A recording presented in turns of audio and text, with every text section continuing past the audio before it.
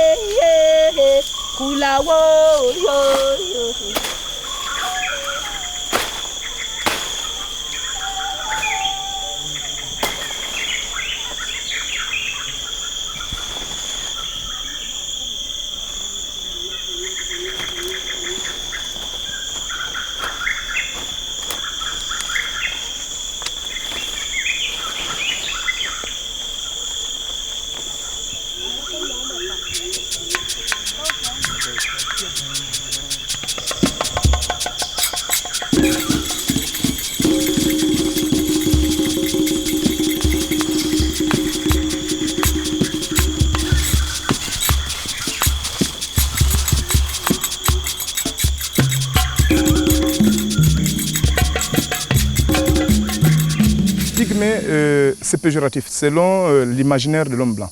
Et ça a été récupéré par le Gabonais, l'Africain. En fait, le pygmée, c'est un état d'esprit.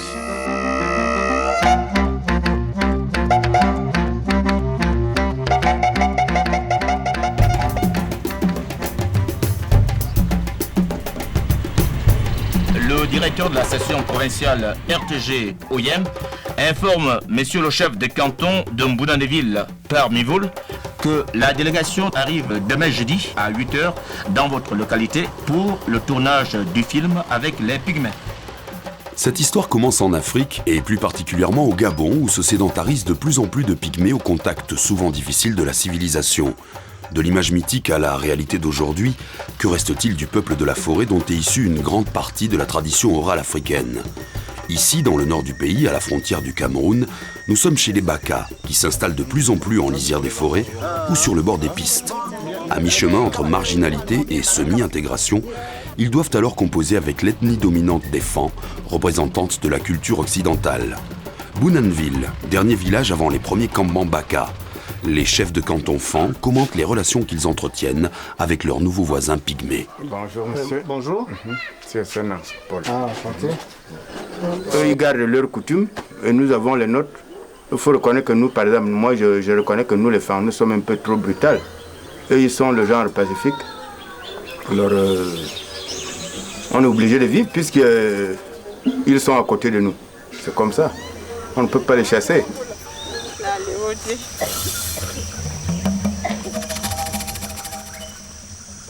Hélène est une jeune femme Baka élevée par les missionnaires dès l'enfance et qui depuis longtemps a quitté le monde de la forêt. Elle a cheminé dans les méandres de l'intégration, mais jamais elle n'a renié son histoire et elle revient souvent dans le cercle familial pour retrouver les siens. Quand je suis au milieu de mes parents, je ne me fais pas voir. Je ne veux pas prouver aux parents que je suis un peu cultivée, quoi. Je m'adapte à toutes sortes de vies. C'est important de garder la tradition parce que, par exemple, vous les Blancs, on va toujours suivre vos choses. Tu vois, c'est pas bien d'oublier le passé. Il faut toujours penser au passé. Ils ne peuvent pas s'intégrer. Ils veulent toujours vivre comme au temps de leurs parents. Zeminkun a près de 80 ans. Sorcier guérisseur, vieux sage dont les compétences sont reconnues jusqu'à Libreville, Nzé a vécu durant toute sa vie dans les forêts du Cameroun et du Gabon. Aujourd'hui, avec un peu de nostalgie, il revient avec les siens sur les lieux de brousse où ils vivaient avant, quand ils étaient isolés du monde, quand ils vivaient de chasse, de pêche et de cueillette.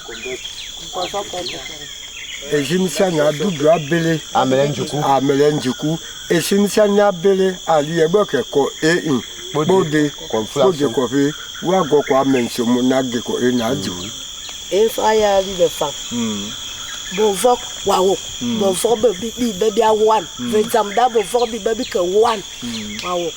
y a une guerre quoi, entre les Baka et les femmes. Parce qu'un Baka, quand un Baka fait quelque chose devant un femme ne voit pas qu'un Baka est une personne. Oui, ils sont méprisés, pourquoi? Bon, et tout le monde, nous avons des lois ici. Eux, ils vivent sans loi. Ils ne se soucient pas d'avoir des papiers d'identité. Ils ne veulent pas s'intégrer, quoi, comme le veut la vie d'aujourd'hui.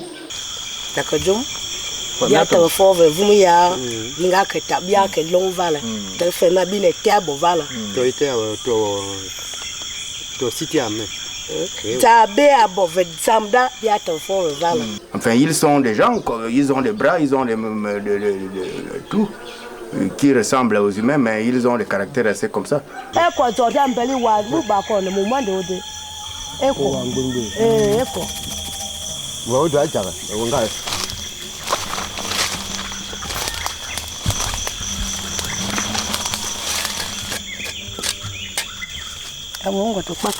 Reconnus universellement pour la connaissance médicinale qu'ils détiennent, gardiens du secret des plantes, véritable encyclopédie humaine de la flore équatoriale, adulés puis rejetés, la civilisation les a trouvés, ils ne peuvent plus s'en passer. Nzé Minkou est conscient de tout cela. C'est lui qui a sorti son village de la forêt. C'est lui qui l'a installé à la lisière du monde, car trop de malades ne pouvaient joindre son campement de brousse. Depuis, Nzé soigne de plus en plus de personnes qui affluent sans cesse sur le bord de la piste, car ici, toute question posée trouve sa réponse.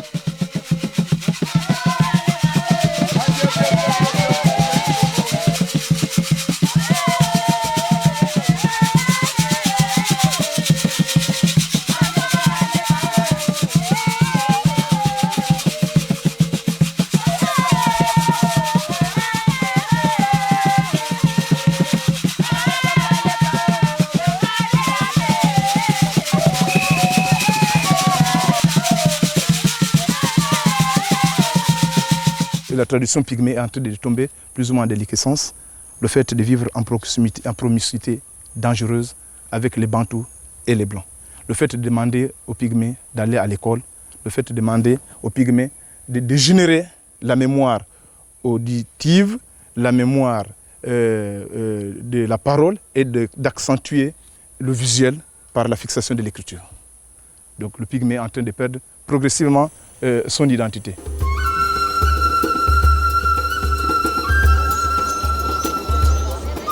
Minvoul, petite ville frontalière.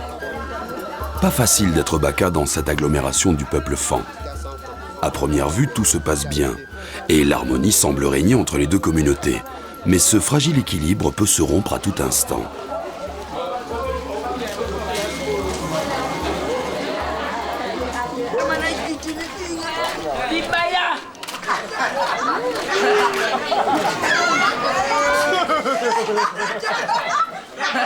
Quand un pygmée devant un fan, il doit se soumettre. Quand un fan dit « je veux ceci », il va faire ça en brousse. Le pygmée, il va aussitôt que le fan lui parle, il doit partir, il doit se soumettre aux autres. C'est pas normal, nous qui nous sommes des humains. Pour qu'un pygmée vous rende le service, il faut d'abord le traiter violemment. C'est ça? Si les fans les dominent, c'est parce qu'ils emploient la violence. Vous ne pouvez pas le traiter comme vous traitez un être humain, comme vous, comme moi, non. Parce qu'on est ici à mettre reprise. Pour qu'un pygmée vous rende le service, qu'est-ce qu'il faut faire? Vous le prenez, vous le bastonnez, vous lui remettez des cadeaux, vous allez-y faire la chose. Il va sérieusement, il revient vous remettre du gibier. Mais si vous ne lui faites pas ça, il vous traite comme si vous étiez un idiot. Cette relation entre Fan et Baka du Nord Gabon se présente un peu comme la dialectique du maître et de l'esclave. On croit qu'on est maître alors qu'on est esclave parce qu'il y a des choses qu'on ne peut pas faire, parce qu'à un certain moment, on ne peut plus se passer du pygmée. Ce n'est pas le Bantou qui fait vivre le pygmée, mais c'est le pygmée qui fait vivre le Bantou. Tous les jours, il va à la chasse et les produits de chasse sont remis au maître. Tous les jours, il va dans les plantations et les produits des plantations sont remis au maître. Nous sommes des guerriers. Nous avons été bastonnés. Mais nous, on a su, les Blancs ont su nous coloniser. Mais on a été bastonnés. Mais ça ne veut pas dire que parce qu'on a été bastonnés, il faut aussi bastonner les pygmées. Non. Je dis qu'un pygmée, pour qu'il vous rende service, vous ne pouvez pas le traiter comme vous et moi. Non. Il faut nécessairement utiliser de la violence. Bien sûr qu'il y avait la traite des Noirs. Voilà. Je le sais très bien qu'il y avait la traite des Noirs, mais ce n'était pas comme ça. Puisqu'elle nous attaque aujourd'hui, est-ce que ça c'est la mentalité d'un pygmée? Ça c'est la mentalité des femmes. Elle a pris la mentalité des femmes. Parce qu'un pygmée ne pourra jamais attaquer un enfant un jour, jamais. Parler violemment à un enfant, c'est interdit chez un pygmée. Et puis on a hérité ça de la colonisation et les gens de la forêt sont des sous-hommes. Donc nous, les Bantous sont sortis, les pygmées sont restés. Ça descend, ça part du colon à celui qui était en contact rapide avec le colon. Maintenant, celui qui reste en forêt, donc qui a pris la place du colonisé, reste un sous-homme. Donc il y a une logique qui descend et ça s'explique. Les Baka, pour un temps encore, sont réunis autour de leur hutte de paille, entre un passé qui disparaît et un présent qui a du mal à s'enraciner. Regroupés autour de Dzeminkun, le vieux sage patriarche, conteur infatigable de l'histoire de son peuple.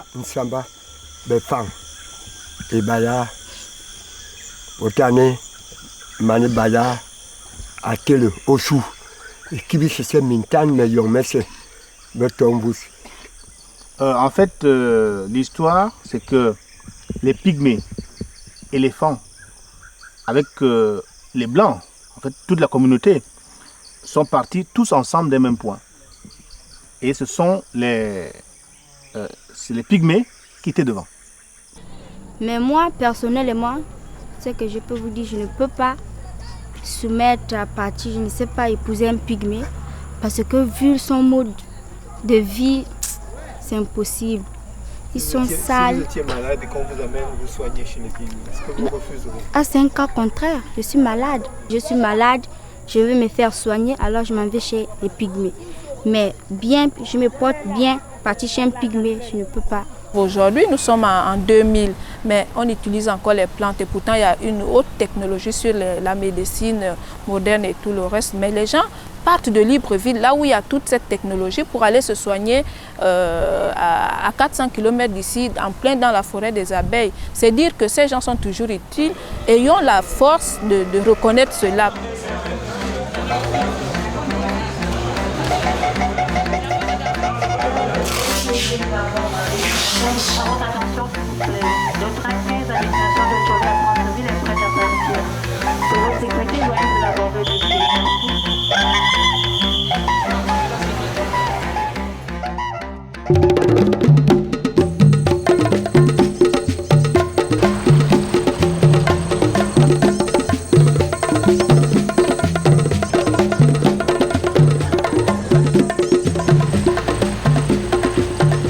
La Lopé, réserve naturelle de la faune équatoriale située dans le centre du pays et proche du village de Massangrani où vivent les pygmées Babongo. Abandonnant leur hutte de paille, vestige d'un passé définitivement révolu, les Babongo se sont progressivement métissés aux Bantous au fur et à mesure de leur avancée hors de la forêt. Leur village, en contrebas de la piste, est déjà la résultante de cette évolution. Quand j'arrive à Massengelani, je me demande parfois si c'est un village pygmée. Ce n'est pas des pygmées de Centrafrique par exemple. Et j'ai l'impression que c'est des pygmées sédentarisés. Comme dans tous les regroupements pygmées ou villages bantous d'ailleurs, la tradition est d'honorer les hôtes en offrant le tabac, l'huile, le sel et le sucre. Ici, le village est regroupé autour de son chef Makapa, reconnu par les siens et les bantous comme roi des pygmées Babongo. Yatugulu di sanan. Yatugulu di kebike mujatu bumu simbak. Yatu amaronde yotunu yong. Di sanan. Di reburana ban. Mujatu kulmutu. Mmasangu di yong. Di urita areta takale di reburana nandi. Yatu di sakabongu ku kababiga. Ils évoluent déjà. Comparer les pygmées du nord à ceux de Massengelani, ce n'est pas la même chose, la manière de vivre, d'accueillir les gens. Essayer de voir chez eux, il y a des matelas, il y a des lits bien faits, c'est propre, on boit du café au sucre. Il y a déjà une certaine évolution. Il n'y a pas de population qui soit restée statique depuis la création. Ils évoluent, mais à quel rythme? C'est ça. Et avec quoi? Qu'est-ce qu'ils acceptent de laisser? Qu'est-ce qu'ils acceptent de prendre chez l'autre? C'est ça le plus important.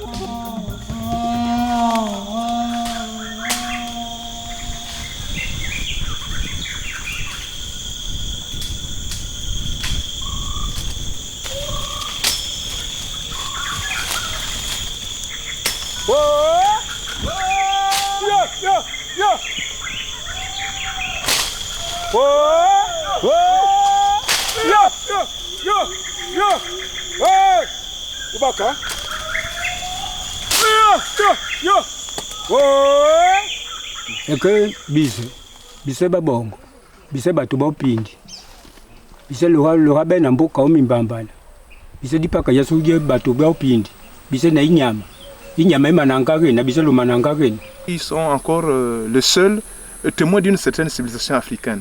Ils sont les seuls qui essaient de garder certaines vertus, par exemple les vertus thérapeutiques, toute la cosmogonie, quoi. Ils sont là, ils essaient de garder tout cet ensemble qu'on ne retrouve plus malheureusement chez les Bantous qui ont été les premiers à côtoyer les Blancs.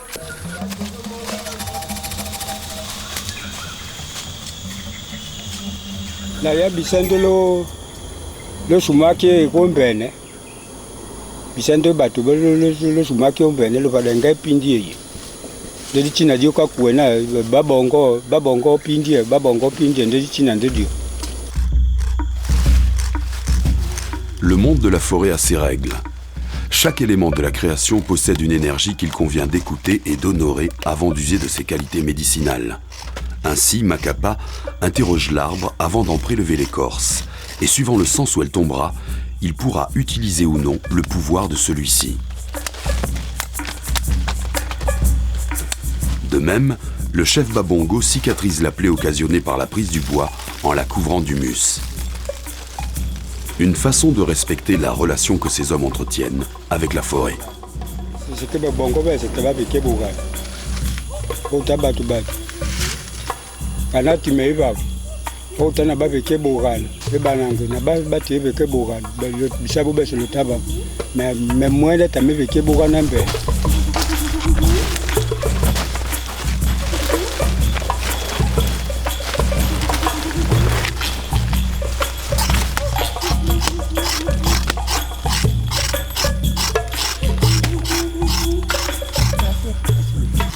Si ces pygmées acceptent d'évoluer avec, par exemple, cette connaissance des plantes utiles, c'est une bonne évolution parce qu'ils ne se perdent pas.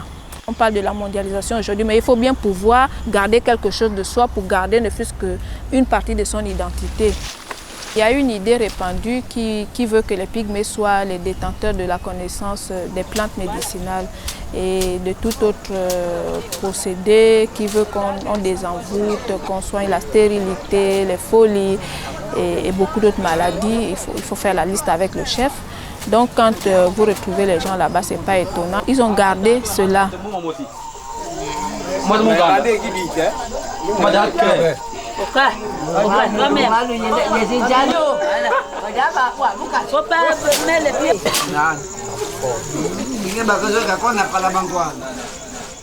La malade de cette nuit est une Togolaise emmenée ici par son mari après des jours et des jours de piste. Paralysée à la suite d'un sort jeté et qu'on appelle ici le fusil nocturne, elle espère que la science des pygmées pourra la tirer de cet envoûtement dans lequel elle est plongée. C'est là toute la force du peuple de la forêt. Leur réputation de magiciens vient avant tout d'une somme de connaissances transmises par les anciens dans l'immuabilité d'une forêt où le temps s'est arrêté.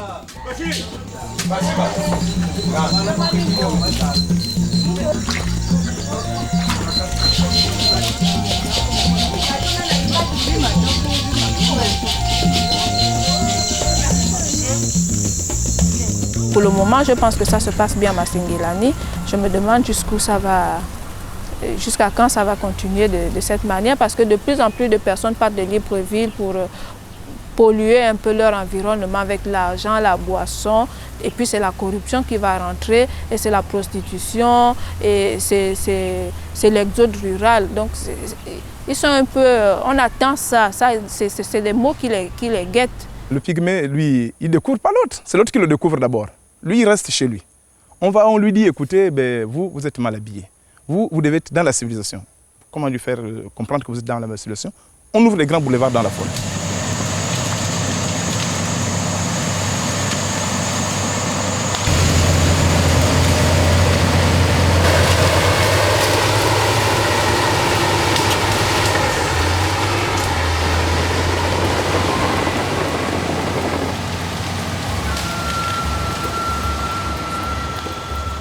Situé de part et d'autre de l'équateur, le Gabon dispose d'une forêt qui couvre 22 millions d'hectares, soit près de 85% de la superficie du pays. Elle recèle, phénomène unique, plus de 8000 espèces recensées, dont 75 seulement sont exploitées, ce qui en fait la pharmacie la mieux achalandée de la planète. C'est un véritable laboratoire où vivent les pygmées depuis des millénaires.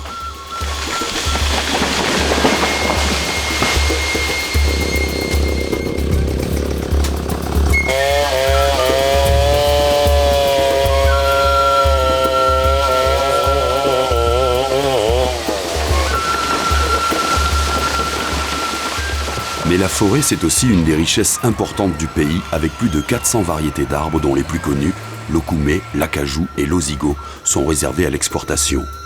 Jean-Paul Aragon exploite une concession forestière depuis 20 ans et il a connu les pygmées lors de ses différentes prospections en brousse. Le pygmée n'est pas compatible à la civilisation. Ce que tu as vu, c'est parce qu'ils sont déjà finis. Ce que tu as vu, c'est leur ombre, quoi. Il est dans la nature vraiment comme un poisson est dans l'eau, quoi. Pour arriver à s'imaginer ça, il faut se rendre compte de quelqu'un de totalement simple, totalement simple, qui n'est habitué qu'à des choses naturelles, à des choses qui se passent en rapport, quoi. On casse une ruche, on mange du miel, on se fait piquer, on mange la cire pour un antipoison, que des choses comme ça.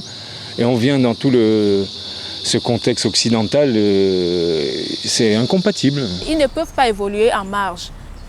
C'est impensable et c'est même faux si on dit qu'on va garder les pygmées cloisonnés dans leur petit environnement. Ce n'est pas possible parce qu'à partir du moment où nous allons vers eux pour demander des services et moyennant de l'argent, on les oblige à rentrer dans la société de consommation avec nous.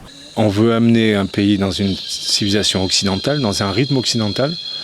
Maintenant que les esprits s'adaptent directement à ça, il ne faut pas demander qu'ils en arrivent à la finalité, il faut qu'il y ait une progression.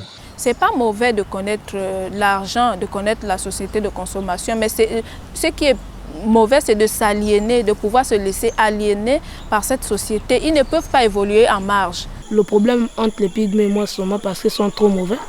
Bon, même pour te donner quelque chose, c'est toujours business, tu me donnes quelque chose. Soit l'argent, je te donne ma chose. En fait, il n'y a pas de différence. La différence que je fais les pygmées et moi, parce que les pygmées, ils ont une courte taille et il paraît que les pygmées sont mauvaises. Ils sont un peu... Bon, comme les autres disent, ils sont aussi sales, ça c'est vrai.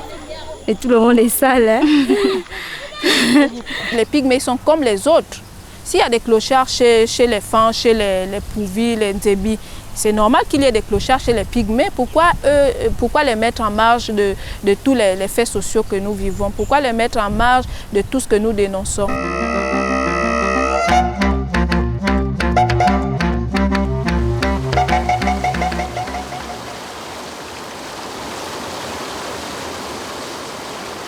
Dans le sud-est du pays, les pygmées Akula ont intégré depuis plusieurs décennies les Bantous Bateke au point de s'identifier entièrement à leur culture dominante.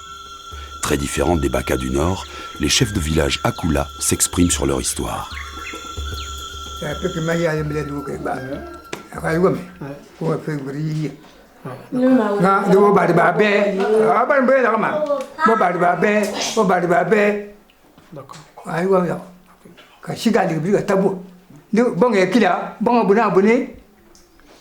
Kashiga de Bola. Ah, la Bama Vande, I tell you, and say, I'm an obeah. Bamaneke Baman. But some Bala, I can move up a pino.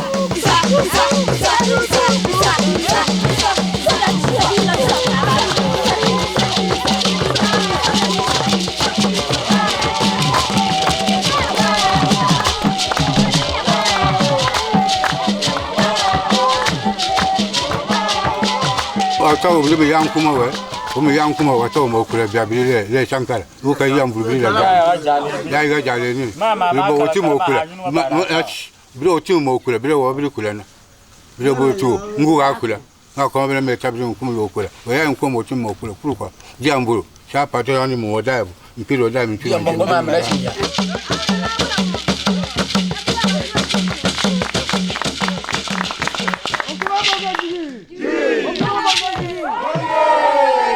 À l'époque, on était torse nu comme tu me vois, torse nu, les femmes, les seins dehors, bon, même un morceau de pain, les cuisses dehors.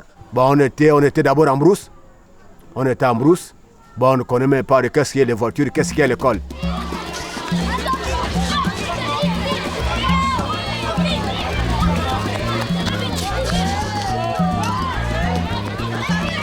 La scolarisation des enfants à Kula n'est pas simple. Dans un premier temps, ils ne résistent pas à suivre leurs camarades bantous. Et puis l'école, c'est l'apprentissage des différences, surtout lorsque les enfants bantous reprennent en cœur les vieux clichés de leurs parents. Même les instituteurs ont parfois du mal à s'y retrouver. Nous essayons de faire comprendre à l'enfant que, au fait, le pygmée, il parle déjà le même métier que vous. C'est un être humain comme vous. En fait, même s'il y a certaines différences, mais il y a déjà beaucoup de similitudes. Donc, considérez-le comme un être humain. Et ça ne vaut la peine de le traiter comme un homme à part qui vit dans un autre univers. Ça se voit même quand on fait l'appel. Dès qu'on arrive sur son nom, tout le monde se retourne, on regarde. Ils sont obligés de fuir parce qu'ils sont frustrés. Qu'on leur dise, vous revenez de la forêt, vous avez un mode de vie différent de nôtre, et tout cela. Et en fait, ils sont touchés et puis souvent, ils désertent l'école. Les pygmées vont à l'école par imitation. Ils n'y vont pas parce que leur communauté le veut bien, non. Ils y vont parce qu'ils sont en relation avec les Bantous et qu'ils sont conscients que lorsqu'un Bantou est allé à l'école, quand il revient, il est porteur d'un certain nombre d'espoirs. S'il commence à s'habiller très bien, il fait sa toilette comme il se doit. En fait, on va commencer petit à petit à oublier qu'il fait partie en fait, de cette race de pygmées. L'école est un élément déstabilisateur parce qu'en fait, l'école peut tout de suite basculer toute une culture. Le pygmée, quand il va à l'école, il se retrouve dans un univers nouveau, dont il n'a pas la maîtrise et qui ne s'appuie pas sur son arrière-plan de travail ancestral.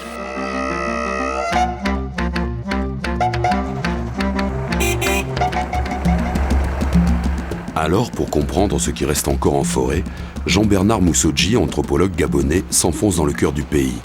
À Sindara, le bac est le seul moyen d'accès pour continuer l'expédition.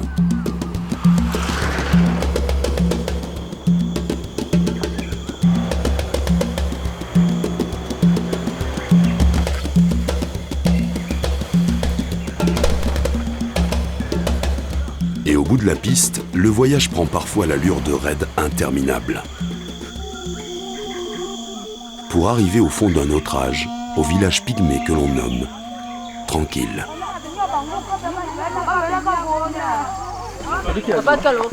Voilà, c'est mon pote.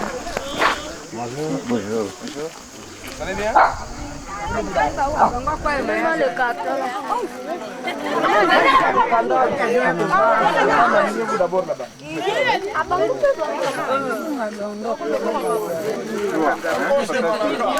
La tradition orale du peuple de la forêt existe-t-elle encore? C'est la question posée au chef après la traditionnelle remise des cadeaux.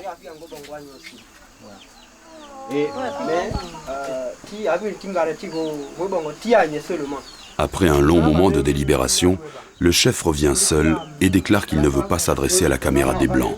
Il n'a pas de temps à perdre pour ces choses-là.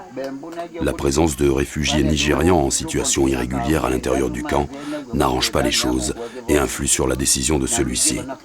Moment de déception, Après tout ce chemin parcouru, mais aussi un gage de bonne santé pour ce village, de vouloir préserver son identité face aux étrangers.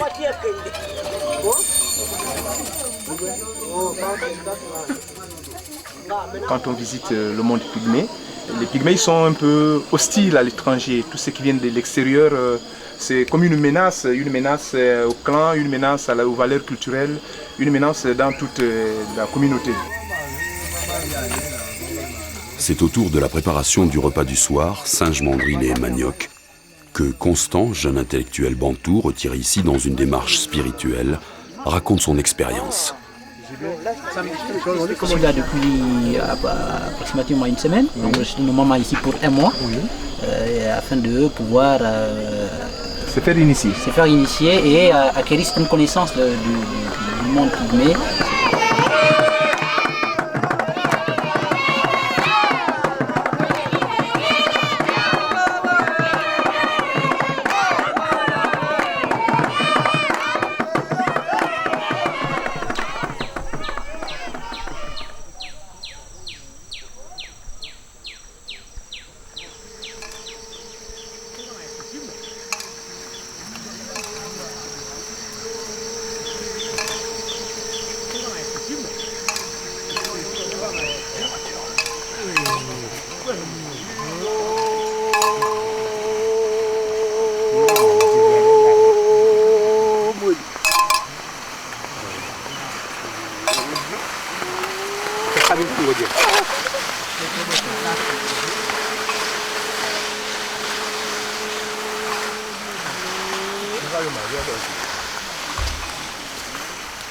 En venant vers les pygmées, je reviens aux sources. Et je me sens réellement africain. Le pygmée n'est pas séduit par ce que fait l'autre, mais c'est l'autre qui veut voir dans la culture pygmée quelque chose de curieux. Ça dit que vraiment, ça fascine, il faut aller vers l'autre. Qu'est-ce qui aujourd'hui représente la culture pygmée? Aujourd'hui, par le passé, nous utilisons des calebasses. Aujourd'hui, vous avez vu les bidons. Il n'y a plus vraiment de huttes. Il n'y a plus vraiment l'habitat tant que tel. Il n'y a plus vraiment l'ouverture des caches-sexes. Il n'y a plus vraiment le cliché ancien du pygmée qui mesurait 1m20 et 1m40. Nous avons les 1m60. On peut dire c'est que les pygmées ont du sacré, c'est maintenant cet ensemble magico-religieux qu'ils gardent en eux. Si on se détache de ce contexte, c'est fini. L'homme pygmée ne pourra plus exister comme on a vu avec les Indiens d'Amérique qui ont complètement perdu.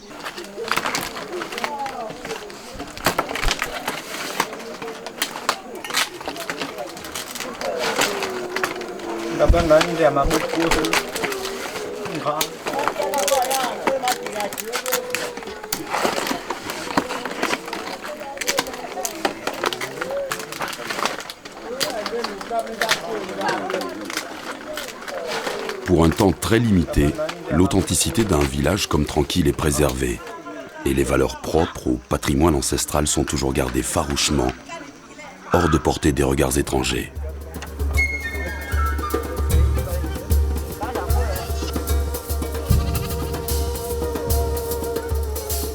Les colonisateurs sont arrivés, ils ont cherché à rentrer le milieu pygmée. Et tout en rentrant le milieu pygmée, ils viennent avec eux, avec leur culture. Ils vont faire intégrer leur culture dans le milieu pygmée. Et le pygmée, tout en cohabitant avec le blanc, avec les bantous, qui sont les auxiliaires dans la transmission de la culture blanche, il va intérioriser, c'est-à-dire qu'il va accepter petit à petit le modèle culturel de l'Occident.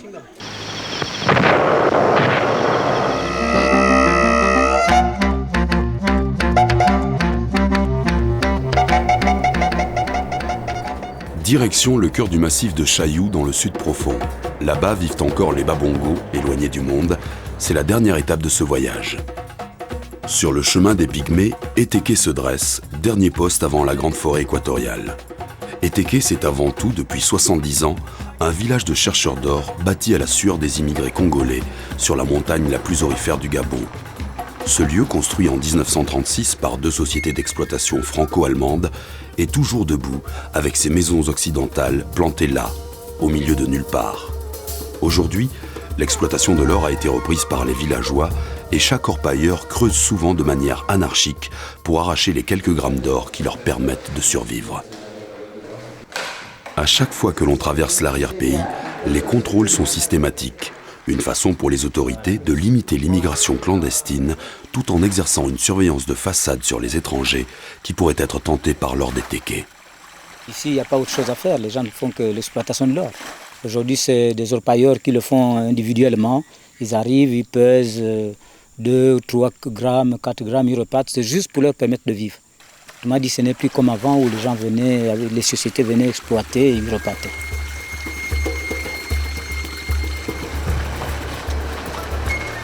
Au bout de la piste, Massima, village Michogo du bout du monde. À partir de là, le voyage se continue à pied. Mais pour l'instant, ici, on accueille les étrangers comme des héros. Nous sommes trop malheureux ici. Nous n'avons pas la route ici. Nous on vit ici vraiment pour la force de Dieu, quoi. On n'a pas la route comme vous êtes là-bas aux villes. Bon, tu vois notre monsieur ici. On va construire comment? Il n'y a pas la voiture qui vient se voir ici. Il n'y a pas l'hôpital ici, il n'y a pas l'école même bien construite ici. Nous sommes trop malheureux. On mange, pour manger, on mange. Mais manger pour nous-mêmes que nous plantons dans les plantations. L'activité principale, ce n'est que de l'or. On n'exploite que de l'or. Jeunes comme grands, la majorité n'exploitent que de l'or. Mais nous remarquons qu'il y a plus des hommes que des femmes. C'est comme si les femmes ne travaillent pas l'or. Non, vous savez, actuellement...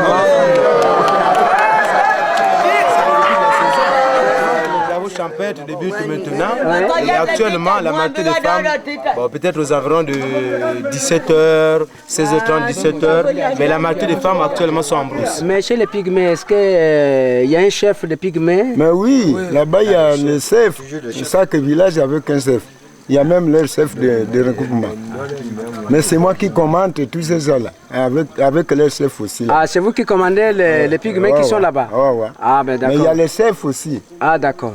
Moi, personnellement, je travaille avec les pygmées. J'ai formé mon équipe, par exemple, à moins à 23 km ici. Les pygmées qui bossent avec moi. Ils sont des gens qui sont durs à comprendre.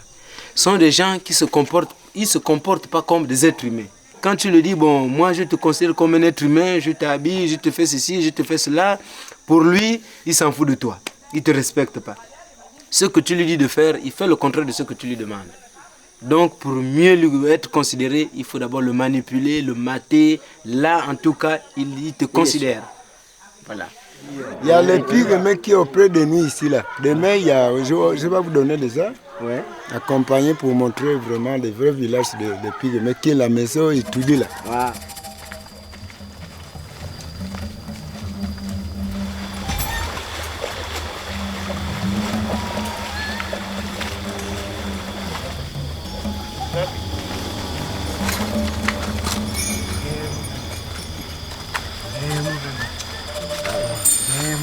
Tu peux être beaucoup de tomates.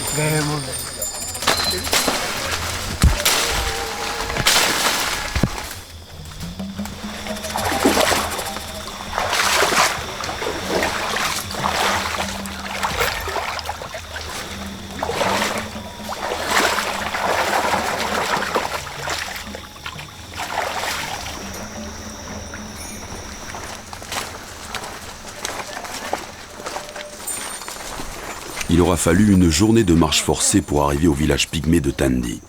Ils avaient déjà rencontré la civilisation, mais aucun étranger n'était encore venu leur rendre visite. Le chef du campement était dans un village voisin à une nuit de marche. Un enfant partit le chercher aussitôt, et les premiers moments de crainte passés, les babongos se détendent et nous offrent la bénédiction de bienvenue.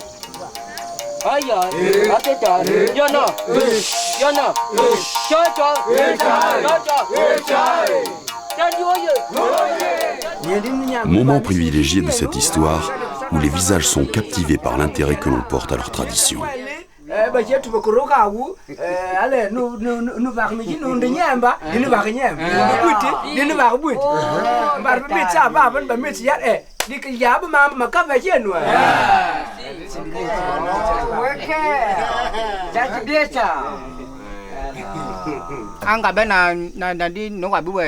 Nadi kia nadi buku mo voko anga na mokako o kutu ka kwa njunjuma wala nadi pakatete nadi sa mokoko bafunde anguno tante anguna dongaka isema dikaka masuma mama dikubisana ya swepai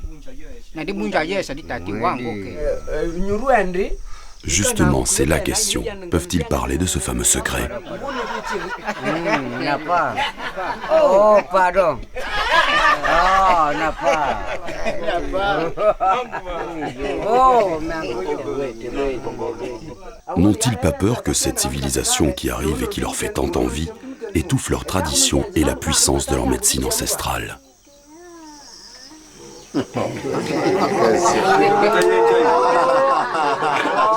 Mais bây giờ có phải cái bị bamba bị mà về na bao cao bị bằng con na bác cái bây giờ quay vô một gian chỗ nào con này mà na đi bán na mà su bên này bọn có con nào bên này cái nào ukai ông kia một gian chỗ ông cái chỗ bây giờ nào có ông bố chơi ít chỉ bảy ta chỗ ông cái ta sao mà món kia mà mình đi cái mà cái mà bố mua mà gì mà đi kia phải bây giờ để bán nó mà để bán nó mới phải nạp ha.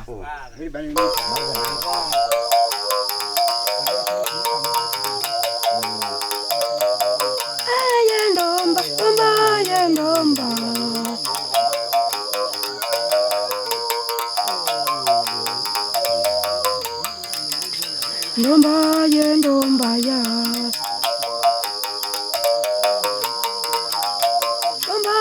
ndomba migunde.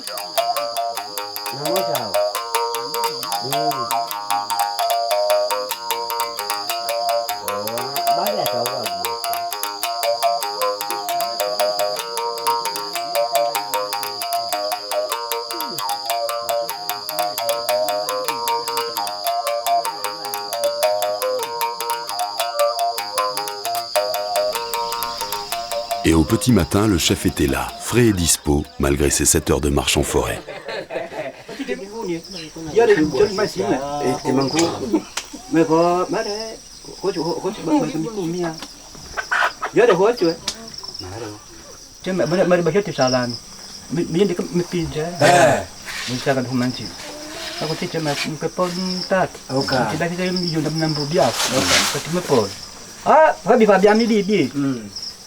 Pun masak ye menceronde menceronde dak menceronde mara bana wak sang kok mau sih jadi kena nebam basi ban ba be okey buku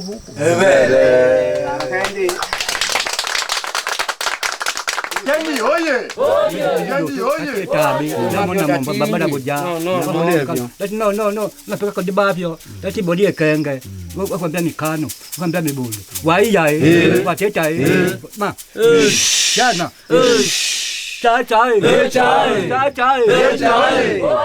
Les pygmées ne sont pas tellement maboules, hein. Ce sont des hommes très très très malins. Ils ont leur tradition, mais ils ne veulent pas le faire voir à n'importe qui. Si tu n'es pas vraiment attaché avec eux, c'est bougrement interdit. Komi, petit village proche de Lambaréné. C'est là que vit Mutamba, dernier roi de coutume régnant sur les tribus du sud, mais aussi sur une partie des pygmées Babongo. Il y a encore des pygmées là-bas, des vrais pygmées, qui sont encore, bon, ils ont les habits au corps, mais qui ont toujours leur nature dans la mémoire.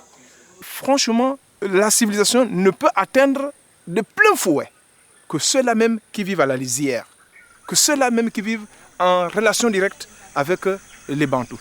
Mais ceux qui ont accepté de conserver la forêt comme leur patrimoine culturel, comme leur milieu, ceux-là peuvent encore, au moins pour quelques décennies, lutter contre la diversité du progrès.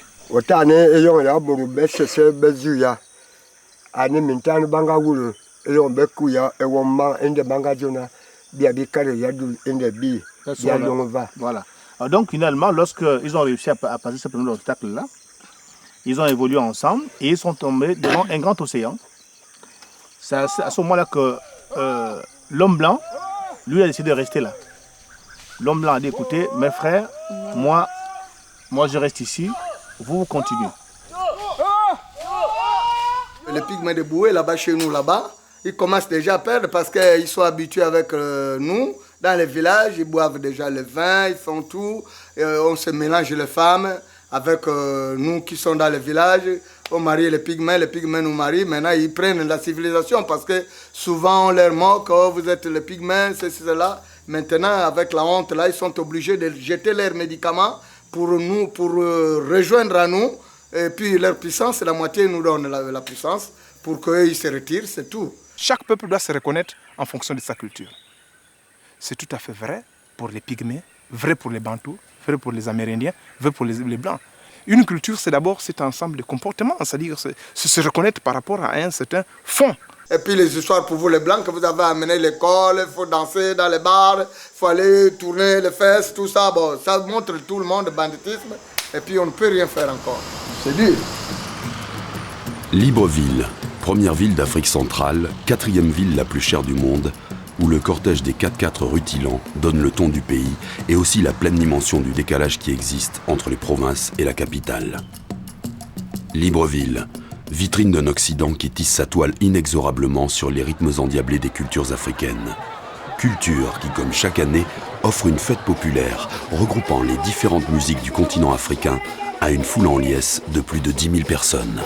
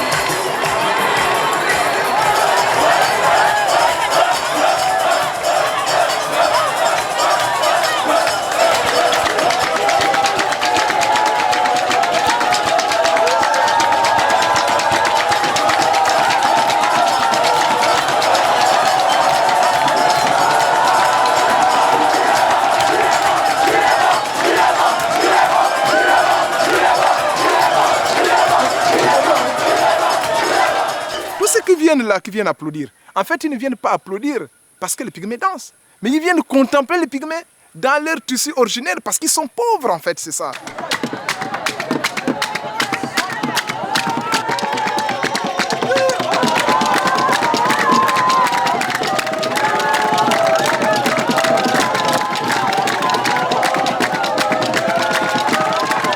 Tout sauf ça. Je vous ai dit qu'ils peuvent faire autant. Tu peux aller à l'école, tu peux faire tout, il y aura toujours domination.